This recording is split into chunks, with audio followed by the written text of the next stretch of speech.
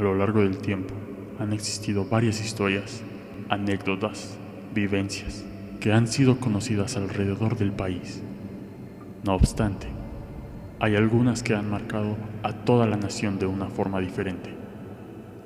Una forma que está llena de dudas, sangre y dolor. Estas historias han sido conocidas por muchas personas, pero no todos se atreven a decir que son verídicas debido al miedo o a la falta de información. Acompáñanos a descubrir de qué se tratan estas teorías conspirativas mexicanas.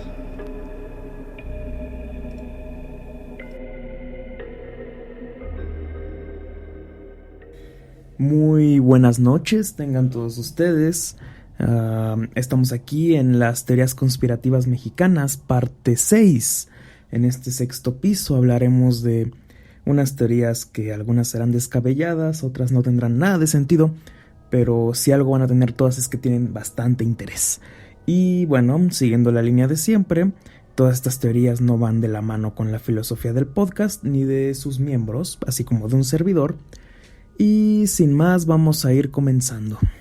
Comenzaremos con la primer teoría conspirativa de esta semana, que es la de las apariciones en Kitsania. Las apariciones en Kitsania. Kitsania, la ciudad de los niños. Este recinto que tenía como fin mostrarle a los niños de una forma recreativa las diversas profesiones en las cuales podían desempeñarse en un futuro, era y es un proyecto bastante fiable pedagógicamente hablando. Sin embargo, los espacios en donde este recinto se construyó ha tenido en su haber muchas leyendas y muchas teorías de por medio. Hay un gran problema aquí, y es que en esta parte de las imágenes las teorías comienzan a convertirse más en leyendas urbanas, pero vamos a irlo desmenuzando porque está en la imagen. Así que continuando con esto, se presume, bueno, se ha dicho muchas veces que en Kitsania muchos niños, y esto se confirma con muchos casos en Twitter que constantemente publicaban lo mismo, llegaron a ver ciertas apariciones extrañas de personajes como Chester Chetos y Cricri, en su versión, ya saben, como Grillo, no como Francisco Gabilondo Soler. Esta es una cosa muy curiosa porque se habla de que se aparecen estos personajes y esto los aterraba y mataba de miedo, como no se imaginan. La cosa es que la teoría dice que realmente son ánimas, fantasmas, entidades fantasmagóricas, las cuales aparecen sobre todo a niños, porque estas cobran por así decirlo forma en cosas que se conocen más. Para un niño, pues un niño mexicano suburbano, pues obviamente tiene a los chetos en más estima que sus papás. Entonces, niéguenmelo. Entonces, es muy fácil que algo que llega muy a la memoria de los niños, llega muy fácil, pueden ser los chetos y su mascota Chester Chetos. Las canciones de Cricri, pues es un poco extraño porque creo que desde el siglo pasado no se escucha Cricri tanto. O si estoy equivocado, personas con hijos que escuchen esta sección del podcast, confírmenlo. El punto es de que básicamente la teoría supone esto y hay casos que lo han confirmado y lo perjuran. La siguiente teoría es la de Televisa, dueña de Sex-Mex. Sex-Mex bueno, ya lo saben, es una compañía de pornografía que es reconocida como una de las mejores de América Latina y un referente en la industria mexicana, con sede en Jalisco. Y se supone que esta teoría dice que Televisa, ya saben, esta gran televisora, esta gran cadena, es dueña de Sex-Mex. Pero ¿en dónde está lo conspirativo aquí? Se dice que en realidad Hay líneas de cadenas de prostitución, cosa que sí fue real en Televisa. Se dice que en realidad Televisa ha perdido tantos ingresos que necesita una nueva fuente de dinero, y la industria de la pornografía siempre es muy rentable. Por lo tanto, quiso incursionar, pero nunca va a mencionar que realmente es socia o dueña de dicha compañía, porque esto le haría perder obviamente mucha credibilidad y mucha confianza por parte de los sectores conservadores, que son buena parte de la población de la población que consume Televisa y que también es dueña fraccionaria de la misma empresa. No olvidemos que La Rosa de Guadalupe se transmite aquí, para empezar. Pero bueno, la siguiente es la de Eibelijú. Eibelijú es un asunto muy raro porque solamente encontré una fuente que no es nada fiable, pero la imagen lo dice. Se supone que Eibelijú es una empresa de origen brasileño que a principios de los años 2000 comenzó a tener cierta influencia en México. Una empresa de almacenaje, una empresa de transportes y que también se dedicaba a la producción de ciertos alimentos, y que comenzó a tener competencias muy férreas con otras empresas mexicanas, pero se sabe muy poco de ella porque en realidad servía para encubrir casos de narcotráfico y lavar dinero. En realidad esta teoría es de las más débiles de toda la imagen que tenemos en todos los pisos, porque en realidad hay muy poco de ella, y de verdad si alguien sabe de ella me gustaría saber qué saben, porque de verdad ha sido muy difícil la investigación aquí, porque solo encontré una fuente, y la verdad es de que cuando hay una fuente pues es cuando debes de dudar más de los asuntos. Así que aquí le pido a la fiel audiencia que disfruta tanto de esta sección, y que yo también disfruto que les guste, qué horrible sonó eso, que me puedan decir qué pueden encontrar aquí. Es de las únicas en las cuales encontré muy poco y me gustaría conocer mucho más. Y bueno, siguiendo con esto, vamos a hablar de la siguiente teoría, que es la de Trotsky huyó a Perú. León Trotsky,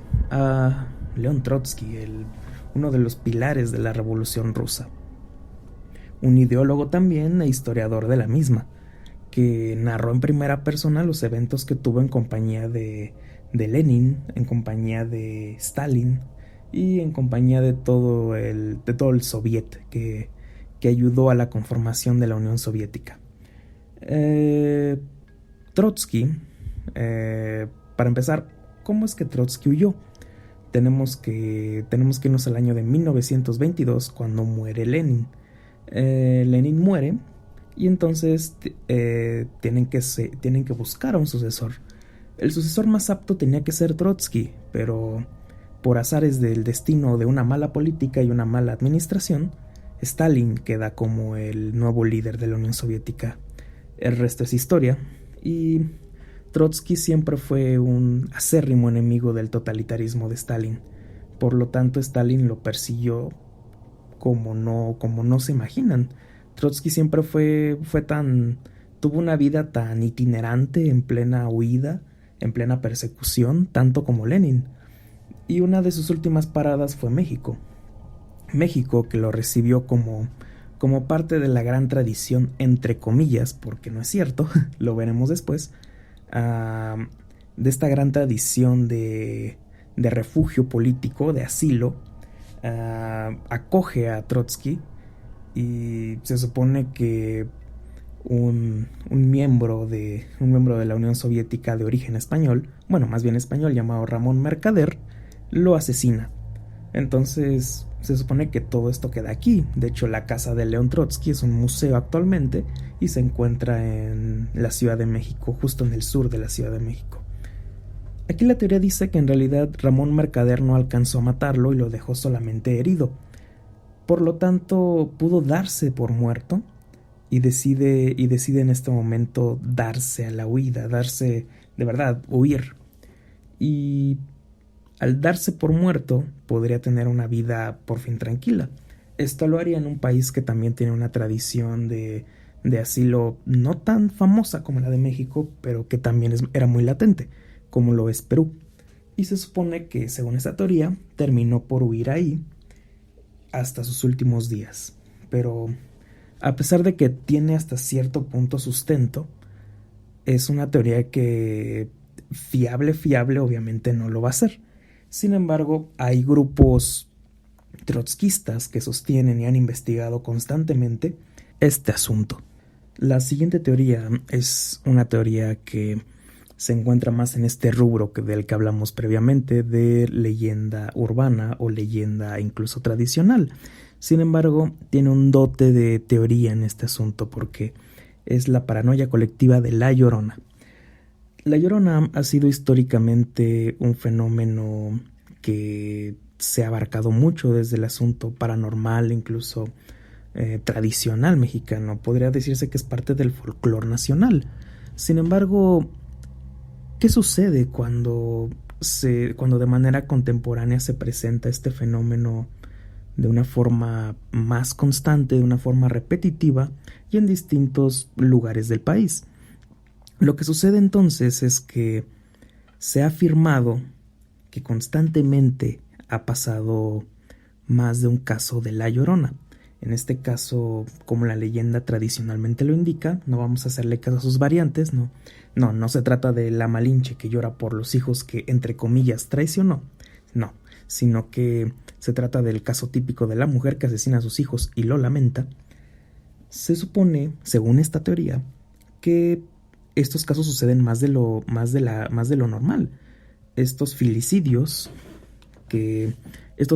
suceden más de lo que podríamos esperar, e incluso es conocido por algunos especialistas como el síndrome de la Llorona, cuando se presenta un filicidio y de repente hay una de estas victimarias termina por asumir un rol muy parecido al de la Llorona. Entonces a esto se le llamó el fenómeno de la Llorona y la paranoia colectiva que comenzó a sembrarse, porque de repente estamos hablando de una época tan curiosa como los años 80 y 90. Había una tendencia muy cerrada en las familias mexicanas en torno a temas como la depresión postparto y esto generó, sobre todo porque era un tabú desconocido, era un asunto tabú y era desconocido por muchos, y entonces mucha gente asumía que esto era como la creación de lloronas. Y esta es la paranoia colectiva que básicamente se sembró durante mucho tiempo en torno a este tema.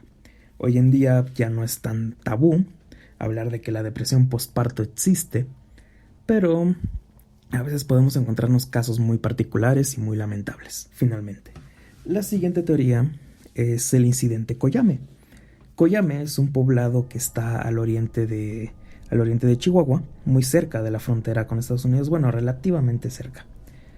Y es un incidente que sucedió en 1974, para ser precisos el 24 de agosto. Se supone que un ovni, un objeto volador no identificado, estaba circundando la zona de los Estados Unidos. Por lo tanto, en bases aéreas fronterizas llegó a ser detectado y terminó por ser seguido hasta territorio nacional, en Coyame, para ser exactos. Resulta que este objeto volador no identificado choca y cae en este poblado y soldados mexicanos llegan al lugar. La cosa es que el reporte no fue hecho por los soldados mexicanos, sino por soldados estadounidenses que irrumpieron en el territorio e hicieron el cateo de la situación. Aquí la cosa es que le explicaron a las autoridades municipales que resulta que esa era una aeronave prototipo soviética y debían de resguardarla. Estamos hablando de los años 70. La Guerra Fría ya no estaba en su punto más álgido, pero aún seguía muy latente. De modo que lo que encuentran primero son soldados muertos, soldados mexicanos muertos. La teoría dice que en realidad mataron a los soldados mexicanos, los gringos, para que estos no pudieran decir lo que se encontraron. Los testimonios, los escasos testimonios hablan de que se trataba de una nave con forma de cigarro que cayó precisamente en la zona desértica de Coyame y no se encontró más que soldados muertos. Lo que indica el resto de la teoría es que el ejército estadounidense se llevó esa nave, la llevó para Estados Unidos y se encuentra en una zona desconocida. La gente habla del Área 51 o de alguna otra base militar estadounidense. La siguiente es una teoría pues un tanto más, poco más conocida, que es la de la red de brujas.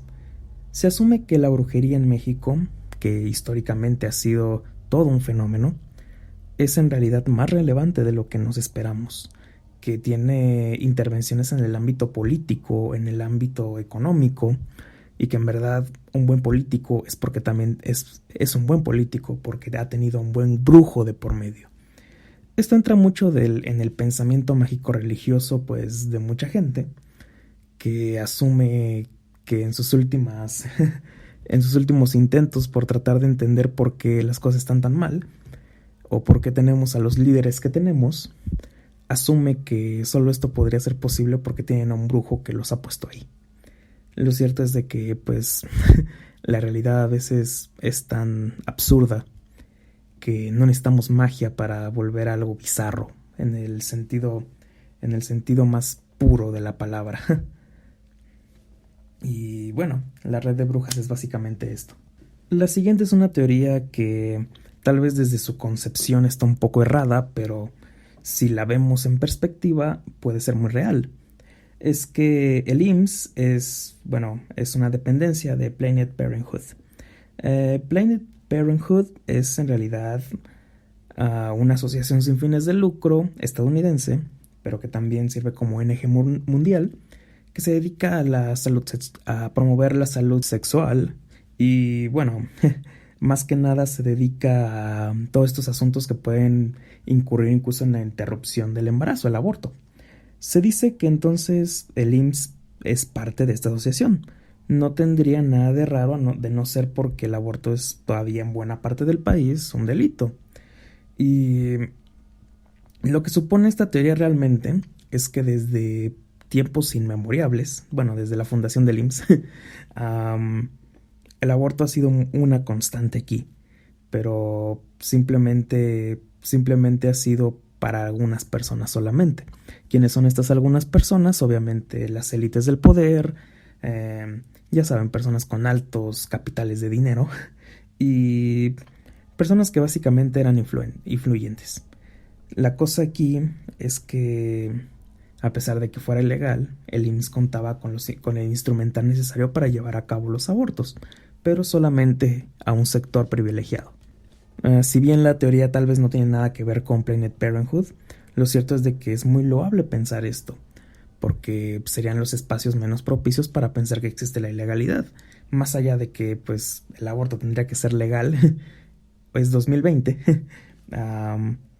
Lo cierto es que este asunto, sobre todo en esa época, tendría muchísimo más sentido de no ser porque en realidad la gente rica podría hacerlo en cualquier lugar, en cualquier lado, y saldría viva, y la gente pobre no.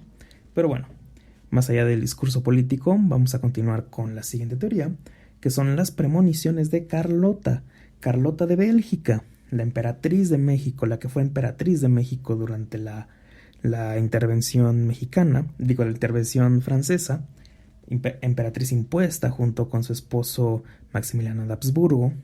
Hay todo un hilo de teorías y de leyendas en torno a la figura de Carlota.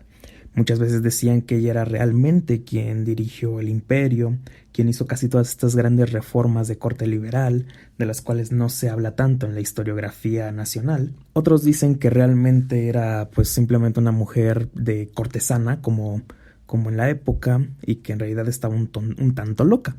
Lo cierto es de que los trastornos mentales en esta época se diagnosticaban y se vislumbraban de manera muy distinta a como hoy en día podríamos diagnosticar algo. Una simple fatiga, no sé, una fatiga a causa de una menstruación, podría ser entendida bajo los cánones de aquella época como una histeria. Entonces, básicamente podría haber un tratamiento psicológico por cólicos menstruales en esa época. Y a Carlota de Bélgica le pasaba lo mismo. Por lo tanto, muchas veces tuvo partes médicas que hablaban de sucesos un tanto extraños que ella llegaba a narrar en momentos en los cuales los mismos doctores afirmaban que eran momentos de poca cordura o de una soltura, sobre todo pues sin rumbo fijo en cuestión verbal. Y muchas veces se decía que estos eran fenómenos de premonición, que Carlota tenía la habilidad de poder ver el futuro y de contarlo, un tanto como los Nostradamus o Baba Vanga. Resulta que Carlota llegó a tener premoniciones en torno al futuro de su esposo, su fusilamiento, al futuro del país, incluso pudiendo narrar el fin del mismo. Pero resulta que estas partes médicas están perdidas y se encuentran en algunos documentos europeos, en una compilación de libros, en alguna biblioteca europea de la cual tal vez algún día alguien puede llegar a encontrarla y documentarla para decirnos cómo va a acabar esta cosa. Pero quién sabe. La siguiente teoría es el verdadero caso Cañitas. El caso Cañitas, tan conocido por este libro de Carlos Trejo, que por cierto en realidad no lo escribió Carlos Trejo, sino un escritor fantasma, esto es información real.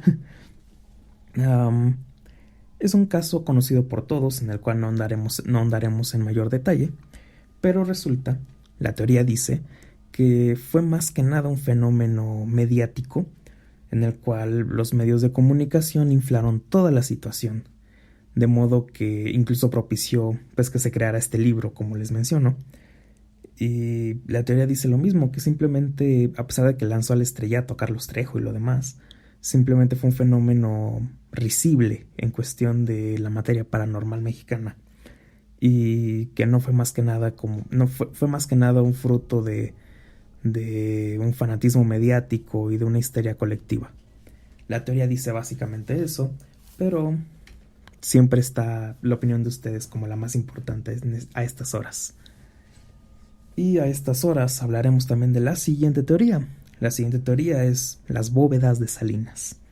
Se dice que Carlos Salinas de Gortari, expresidente de México, tiene una serie de bóvedas, que se encuentran en zonas subterráneas del centro de México, para ser concretos en los sótanos de la Catedral Metropolitana, justo en el Zócalo. Resulta que en estas bodegas tiene pertenencias de todo tipo, desde regalos de narcos hasta objetos esotéricos de todo tipo. Para empezar, no nos consta si existen estos sótanos y bóvedas. Y bueno, la teoría ahí pierde un poco de sentido porque tal vez no guardarías esas cosas ahí. Es lo que yo pienso en primer lugar.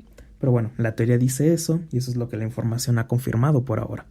Lo cierto es de que la Catedral Metropolitana y como muchos monumentos arquitectónicos que tenemos muy presentes los que vivimos en el centro, los que vivimos en México en general, siempre va a haber un lugar que te intrigue y que por su tamaño, no sé, por su historia, siempre, a pesar de que tal vez sepas todo sobre él, siempre vas a querer pensar que hay más. Y esa sensación de misterio es la que puede llegar a pensar que hay bóvedas en donde un expresidente guarda sus pertenencias. Pero la fantasía y la idea, sobre todo este pequeño ápice de misterio, nunca se te va a quitar, nunca se va a quitar. Así que hay que disfrutarlo ante todo. La siguiente es una teoría que ya hemos platicado en algún momento, no la misma, pero sí de alguna forma muy parecida, que son las películas Snuff en Tijuana.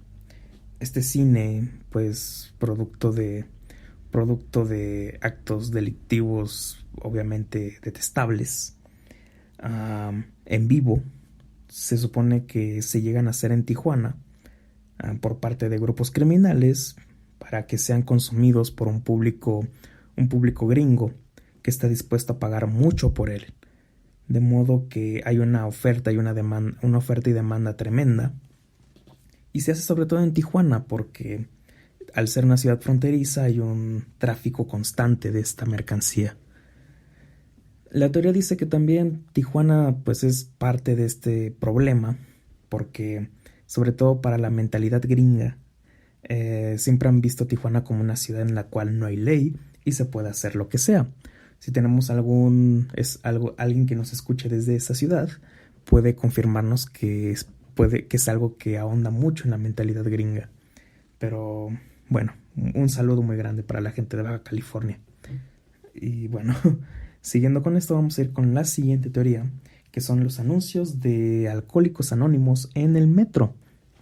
Y vuelve el metro en este sexto piso, con una teoría que es bastante macabra hasta cierto punto, un tanto escabrosa, porque dice que en realidad los anuncios de Alcohólicos Anónimos para el metro, que están sobre todo en el metro, son en realidad una clave, así como las muchas claves que existen en el folclore del metro, como el último vagón, como las pulseras.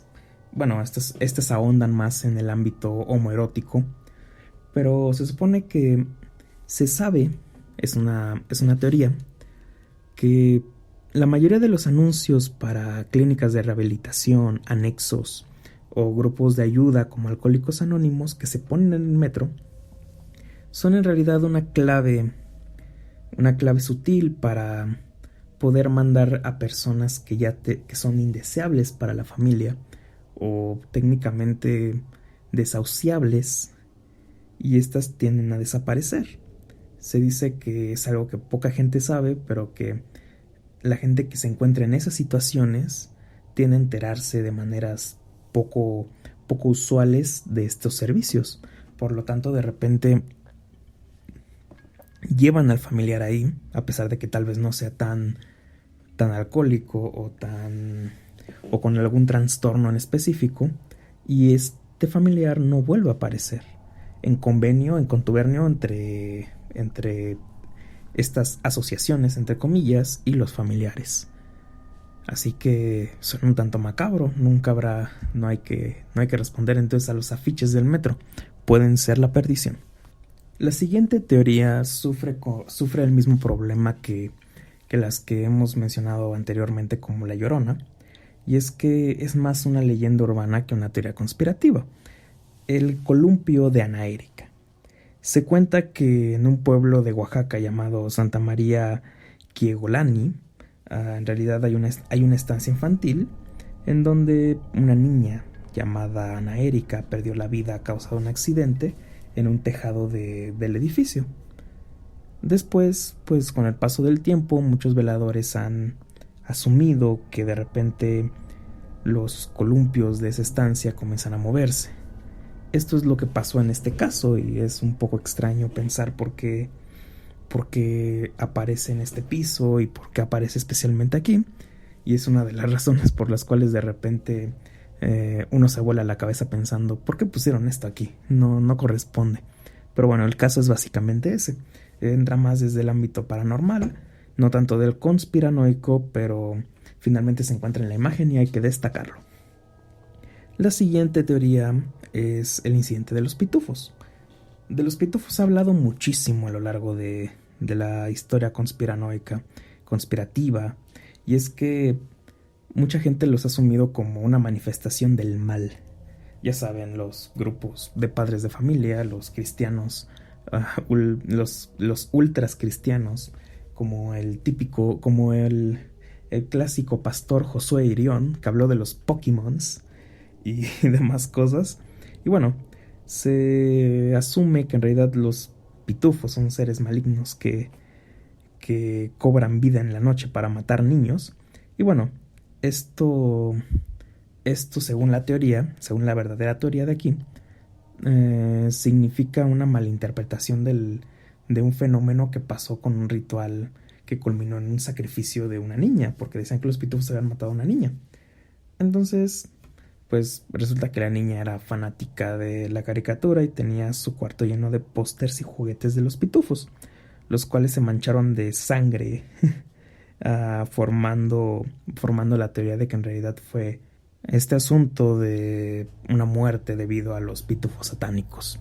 Se habló bastante y pues se formó un asunto muy amarillista. Incluso Incluso llegó al propio autor, Pello, que bueno, ya había muerto desde antes, y comenzaron a asociarlo con grupos satánicos y demás, cuando era un simple autor que tuvo una obra que tal vez llegó a una sociedad lo suficientemente conservadora como para pensar que todo esto es todo producto ajeno o desconocido, es esencialmente el mal. La siguiente es una teoría bastante fumada a mi gusto, una teoría que de verdad tiene muy poco sentido personalmente, y es que dice que Lázaro Cárdenas es nieto de George Washington. Se supone que de por sí no sería el hijo, no sería el abuelo biológico, debido a que Washington tuvo un hijo llamado John Parke Curtis, el cual fue un hijo adoptivo. La cosa es que se supone que en este caso Cárdenas era como el líder, el sucesor directo, de alguna forma. Y de hecho, lo que supone aquí es que John Park, en lugar de haber fallecido, realmente vivió bastante tiempo. Y entonces se convirtió en un hombre bastante longevo. La teoría realmente tiene muy poco sentido aquí. No sé cómo trató de relacionarse, no sé, ver una figura norteamericana relevante, poniéndola con una de las figuras también más relevantes de México. No tengo idea, esta sí está bien fumada. Este piso no sé qué le está pasando, pero es también muy interesante ver por qué pudo haber estado aquí. Pero bueno, la siguiente teoría y por último y última va a ser la de la zona del silencio. Esta teoría nos habla de que en el estado de Durango existe un área que no se ha delimitado perfectamente dentro del bolsón de Mapimí. Esta se conoce como la zona del silencio. Se supone que dentro de esta zona ningún tipo de comunicación electromagnética funciona. Los sistemas de navegación tienden a ser un tanto imprecisos, las brújulas no funcionan y terminan por ser simplemente inútiles. Este es un fenómeno bastante curioso porque se ha confirmado que de hecho existe una variación electromagnética aquí que hace que las brújulas no tengan un buen funcionamiento, pero la gente también ha comenzado a hablar y la teoría dice que podría hablarse de un triángulo de las Bermudas mexicano, que es más que nada la zona del silencio, en la cual es muy probable que se pueda desaparecer para no volver más. Gente que habla que en realidad hay portales a otras dimensiones, que hay, no sé, extraterrestres incluso.